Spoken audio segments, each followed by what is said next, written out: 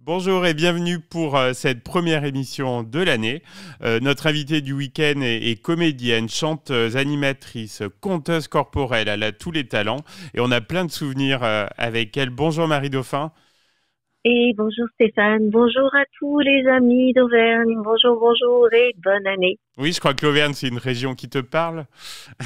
Ah ben c'est mes racines, hein. Du côté de mon papa, on a du sang auvergnat, Dauphin c'est mon vrai nom. Et en fait, la racine même de la famille Dauphin se trouve dans un petit village qui s'appelle Vernines, où j'ai tous mes ancêtres. Voilà, et c'est que mon arrière-grand-père Jean-Baptiste Dauphin, dit le Fargien, Oui. qui est monté à Paris pour ouvrir son petit bougna, bien sûr, rue de Ah l'Arc. bah forcément, oui. Forcément, et j'ai mes grands-parents qui sont enterrés à Ménétrol, où j'ai énormément de souvenirs. Donc oui, je suis très heureuse d'être avec vous aujourd'hui et ça me touche énormément. Ma plaisir partagé. Alors Marie, je crois que le domaine artistique t'a toujours attiré. Au départ, c'était Oui, plutôt la voie du cirque, je crois. oui, mais en fait, c'était le spectacle, c'était le fait de faire le show. Et avant le cirque, je faisais le show. Bon, comme souvent les petits enfants avec les grands-parents, souvent les petits enfants ils se rendent compte à quel point souvent les grands-parents sont tristes parce que la vieillesse, parce que la maladie. Et moi très vite j'ai eu une mission petite, c'était de faire rire mes grands-parents, de leur faire oublier leurs soucis et je sentais vraiment que j'avais cette mission et en fait ça ne m'a jamais quittée. Euh, Et après, c'est donc, quelque ouais. chose que tu as En soi, oui, c'est. en toi et que tu peux pas expliquer, mais très tôt je l'ai senti, ouais, cette mission-là. Et comment tu as été recrutée donc par Jacqueline Joubert, une grande dame de la télévision, pour intégrer l'émission Récré à deux?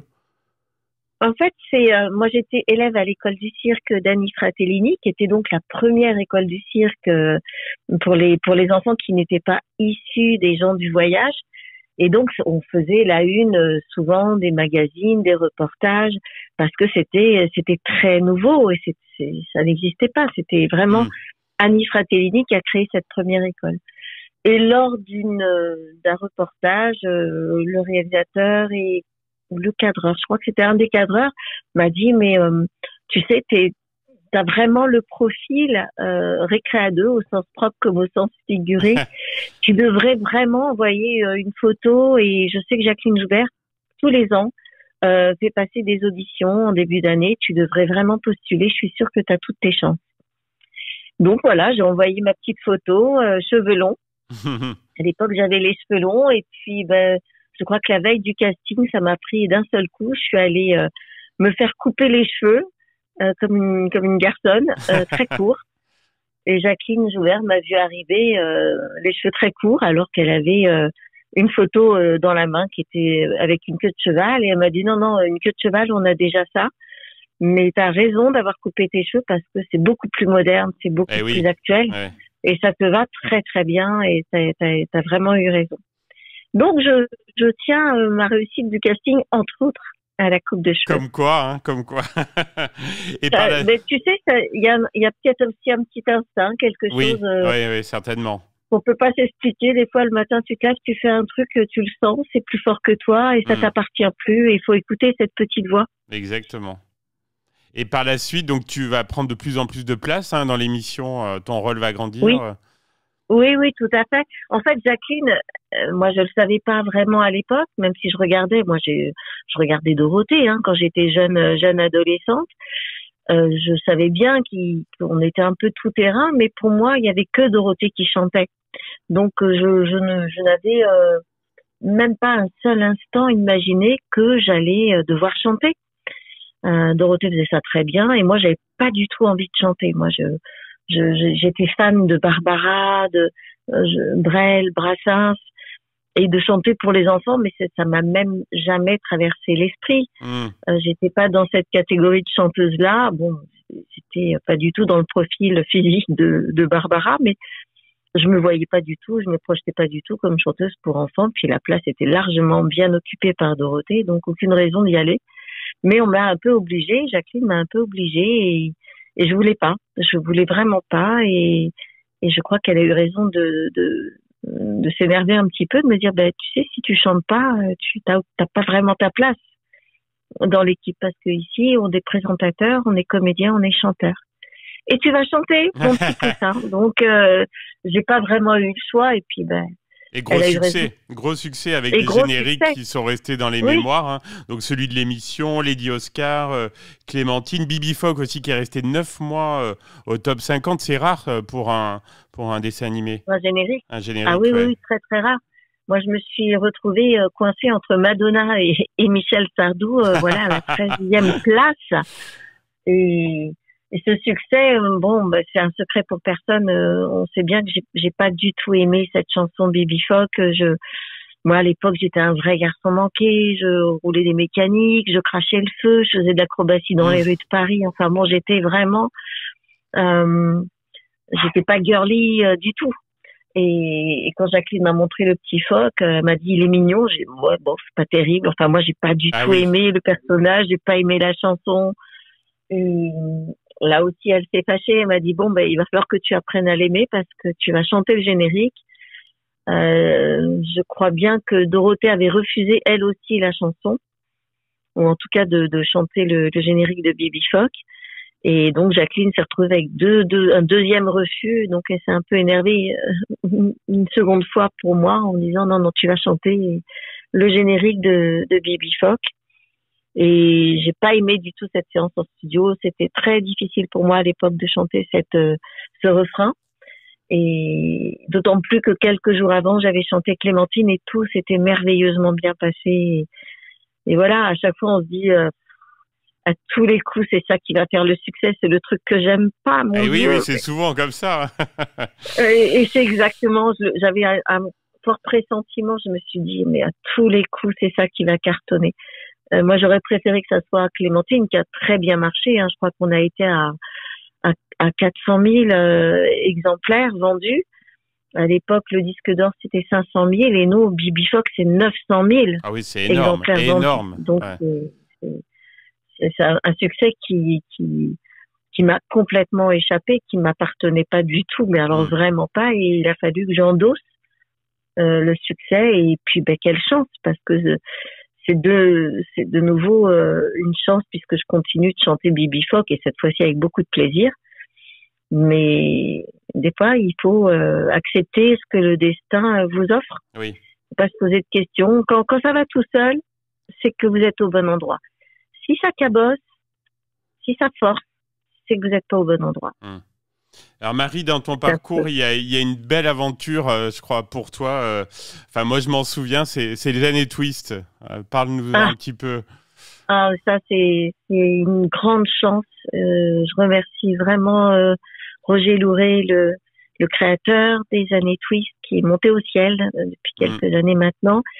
Qui, voilà, moi, après Récréa 2, j'ai eu un téléfilm qui s'appelait Les épinards dans les baskets, qui a été très mal diffusé sur TF1. Bon, c'était encore compliqué, la télé à ce moment-là, TF1, Antenne 2, c'était encore la guerre des chaînes, bref. Et j'ai tout arrêté, j'ai tout débranché, j'ai fait mon bébé, j'ai fait ma Clara d'amour, j'ai pris le temps de l'élever, j'ai pris le temps de lui chanter des chansons. Et je suis revenue dans le métier, elle devait avoir 5 ans. Et j'ai entendu parler de ce casting des années Twist. Et moi, ça faisait 5 ans que j'avais tout arrêté, que j'avais tout débranché, vraiment. Et j'ai passé ce casting alors que j'étais absolument pas prête, mais Roger Louret a eu un vrai coup de cœur pour moi. Et dès la première audition, qui était vraiment pas compliquée, fallait chanter la Clairefontaine a cappella. Et il a écrit avec son marqueur rouge sur sa feuille, et c'est son assistant qui me l'a raconté après, c'est elle, je la veux, c'est elle. Et il m'a dit, après, son assistant, t'aurais pu faire n'importe quoi après dans toutes les auditions que t'as dû passer.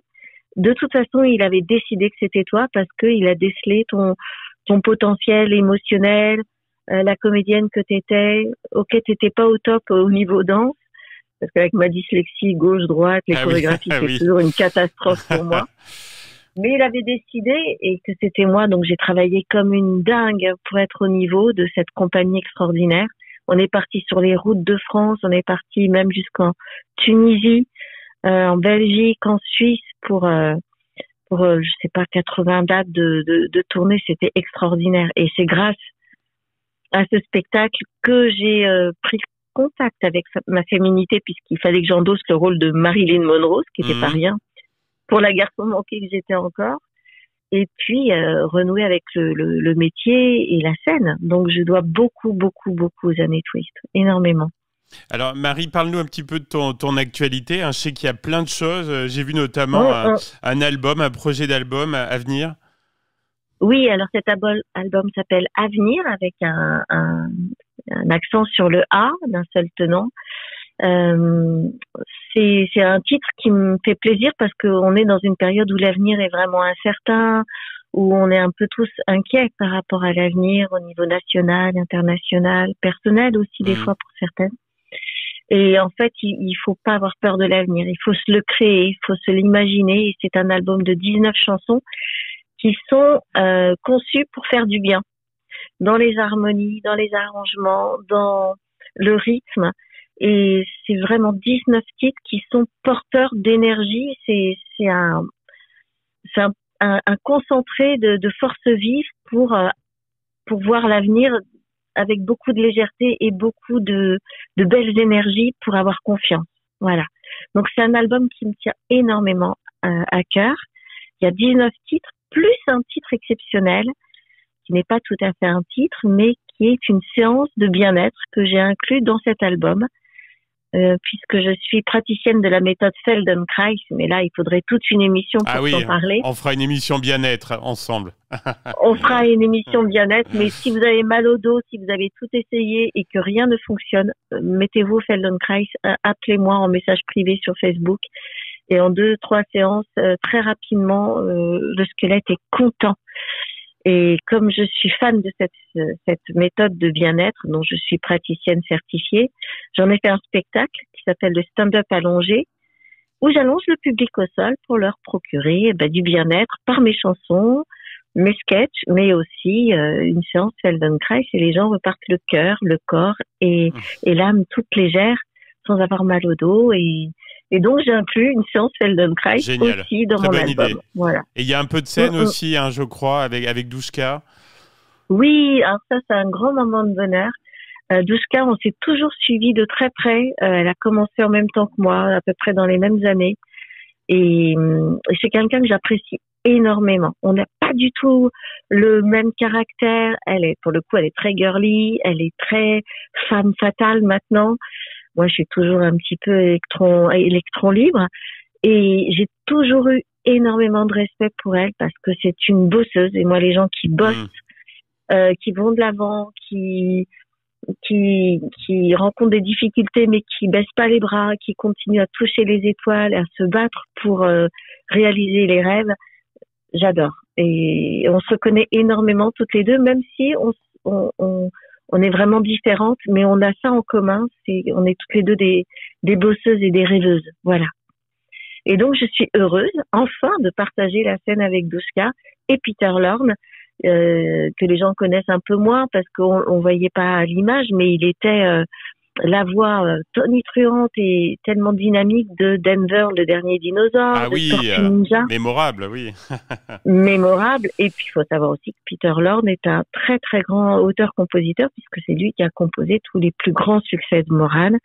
Et donc, c'est une joie infinie d'être tous les trois sur scène, d'avoir monté avec Peter et Douchka ce trio qui s'appelle Génération Cartoon, où on revisite à peu près 30 années de dessins animés, depuis les Aristochats jusqu'aux Tortues Ninja, en passant par Bibi Fox, Zorro. Enfin, c'est un concentré de cartoons, et c'est vraiment plaisant, et c'est une joie infinie d'être tous les trois ensemble sur scène.